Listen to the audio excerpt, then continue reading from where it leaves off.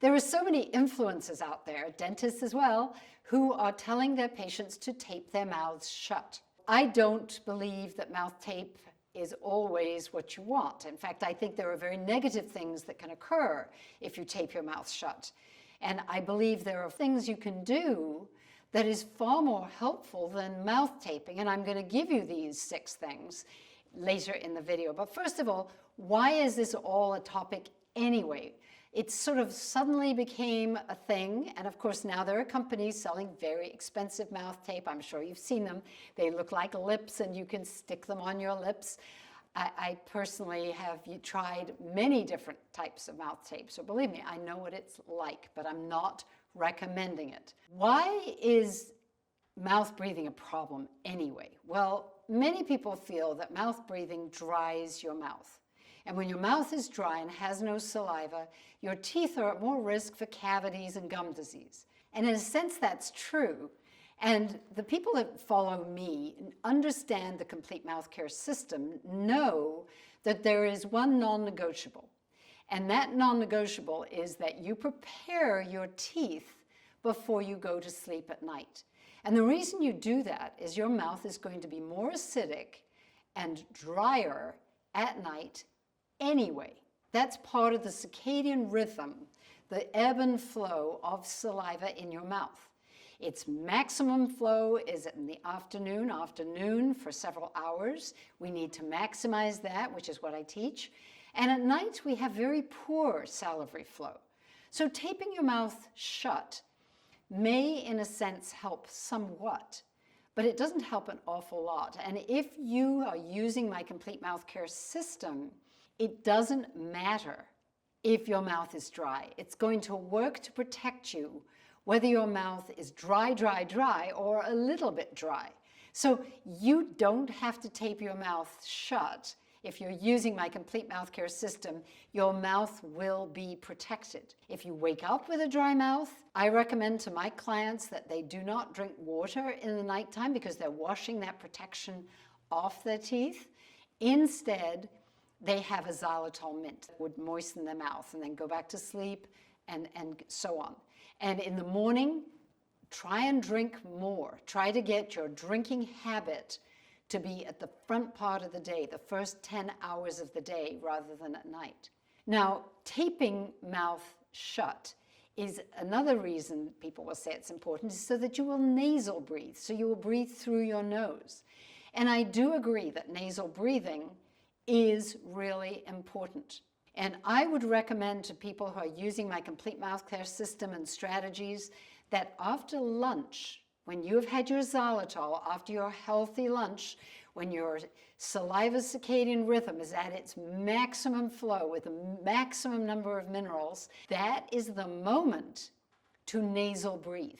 So pay attention for those 2 hours that you're going to do in the afternoon and close your mouth and really try and nasal breathe well. Nasal breathing and this whole thing of mouth health is a lot to do with nitric oxide.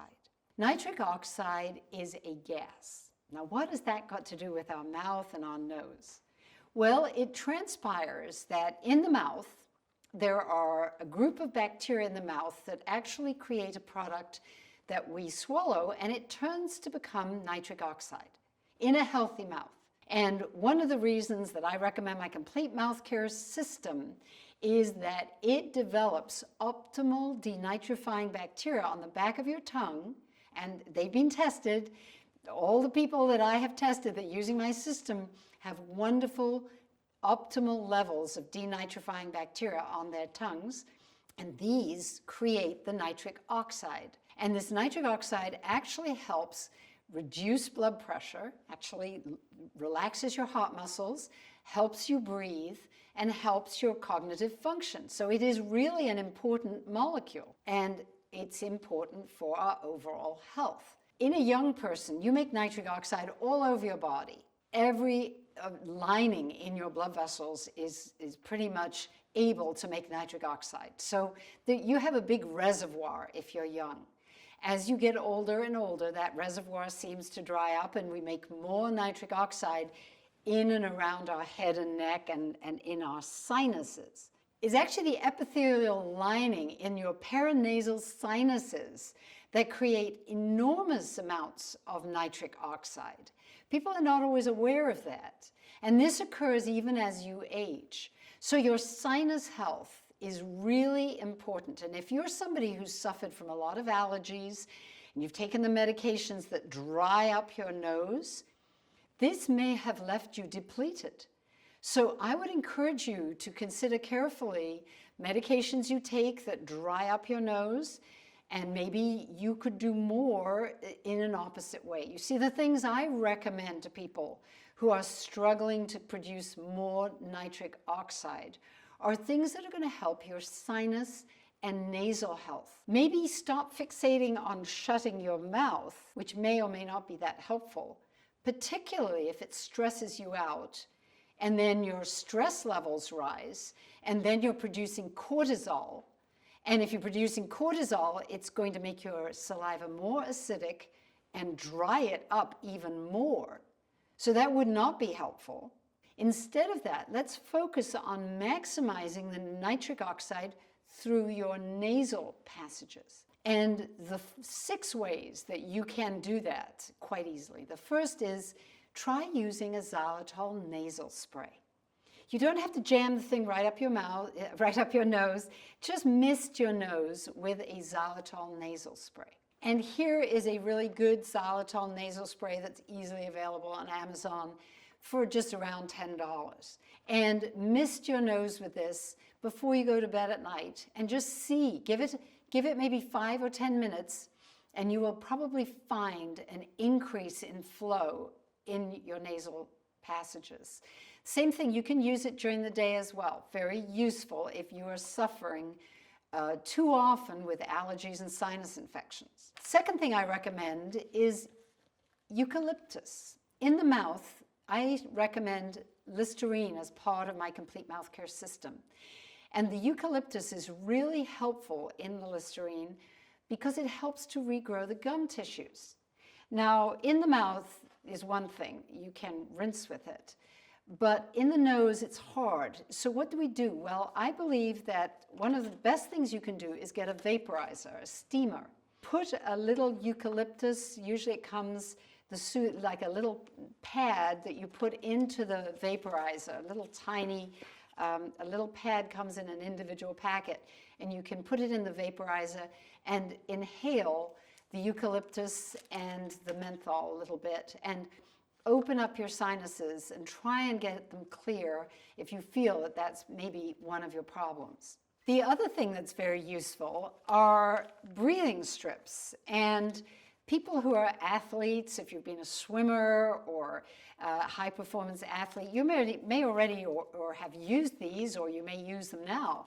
And they are little strips that look like a Band-Aid, but they have a texture that will stick them on your nose, but then spring up, and it actually opens your nose. They are very interesting. They do and don't stick well. Some people complain they don't stick so well. But I think if you're trying to open your sinuses, it's certainly something you may want to, if you work from home and you want to concentrate during the daytime on more nasal breathing, which will help your cognitive function.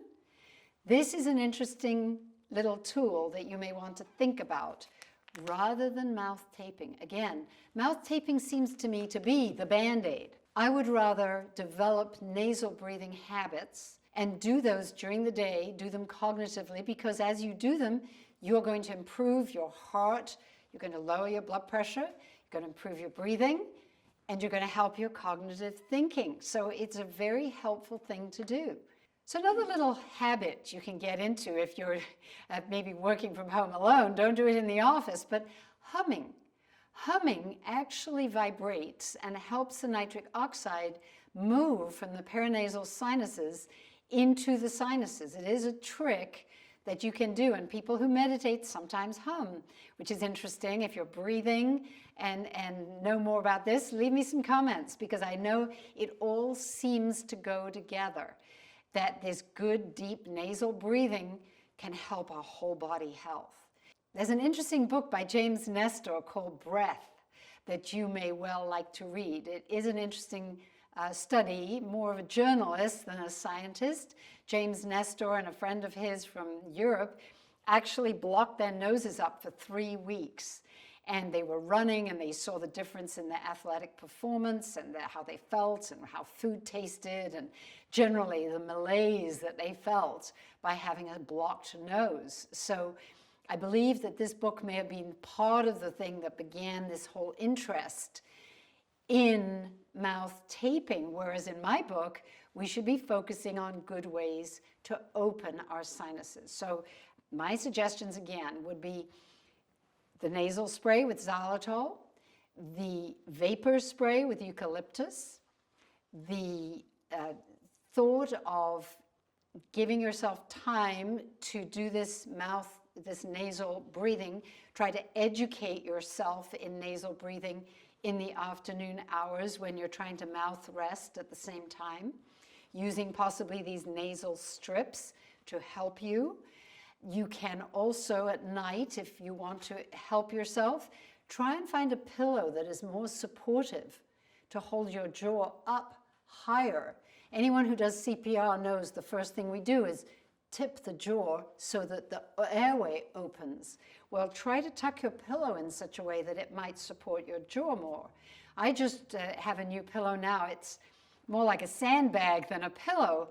And I've been experimenting for years on trying to find the right kind of pillow. And I really will talk more about this pillow I've just found, because I think it is really good. As I say, it's more like a sandbag to prop my jaw up, help me to do good nasal breathing at night. So you may want to try that as well. My suggestion is focus on improving your sinus health and your jaw posture before you get involved in mouth taping. The other thing you can do is certainly there are mouth or tongue exercises that are supposed to help, and you can explore those. And certainly there are airway dentists. If you feel that you not only mouth breathe, but you wake yourself up grinding your teeth, I would say that instead, again, of having a night guard and mouth tape, and go see an airway specialist, because it may be that your mouth is cramped already, and the last thing you want to do is put an appliance in there that blocks even more space for your tongue. Some of these things I think are not helpful, so if you're struggling, don't feel alone. Try the simple things. Try and train yourself into a nasal breathing habit, and if you find that's impossible, seek some guidance from an airway specialist or an airway dentist. Nobody ever told us this when we were bringing up our children. I wish I had known. I wish I had known with my grandchildren. I know that some of them were mouth breathers. And with little babies, it's a lot easier to try to coax them to close their mouths. It's easier with babies to suggest to the mom that instead of a nipple for bottle feeding, choose one that makes the sucking harder, more like breastfeeding. If you can breastfeed, that's even better, because that hard difficulty in creating the vacuum and sucking the milk is actually what brings the palate, the baby's palate, down lower and helps to develop these wider, bigger sinuses that become very important in later life. Although as children rarely suffer from a lack of breathing capacity in their sinuses, it is the older folks that really appreciate when they have healthy, big sinuses. And the time to start, like so many things, is as young as possible. So I encourage parents to be aware of the value of nasal breathing for their little children. And if your child seems to always be breathing through their mouth, seek some guidance, get some advice, maybe from 1 or 2 different airway people, maybe an airway specialist or maybe an airway dentist, and see what the suggestions would be. So to sum up, I would not spend $1 a time on mouth taping. I think that there's a place for it perhaps, but it's not the first thing to do. I would try all these other real solutions. Why not solve your sinus problems? Why not train yourself to do more nasal breathing and enjoy the benefits, particularly if you want to live a long, healthy life?